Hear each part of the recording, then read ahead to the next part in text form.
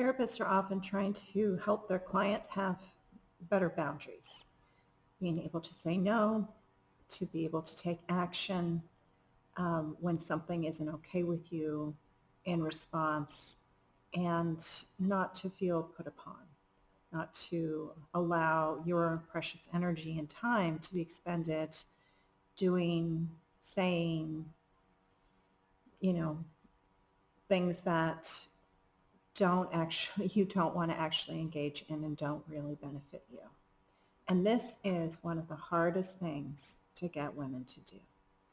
And I think one of the big reasons for that is that there's a lot of fear around bucking a system and making a choice in opposition to norms that are related to what's expected of women, which is endless giving.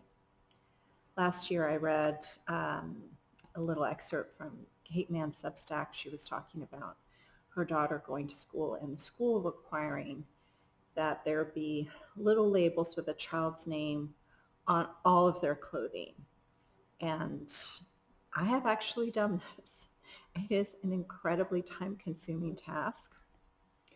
So Kate very diligently put all the labels in her child's clothing, and when she got to the school, she was chatting with the mom and said, I don't do that.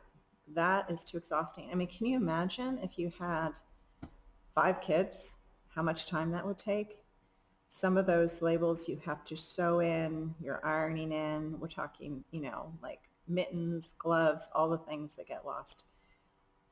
That is a task that usually women end up doing, and it's not really sustainable.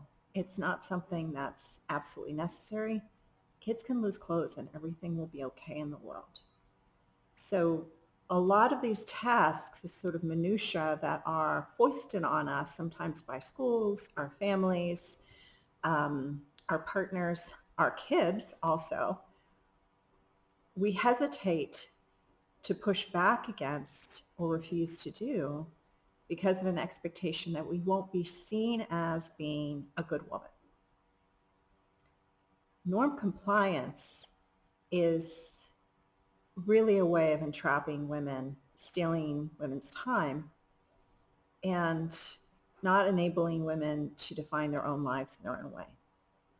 So I would encourage you to, if you feel like you've got a lot of sort of pressure in your social system, in your world, in your culture, to ask, who does this really benefit and how much, and who does it harm if I don't do this?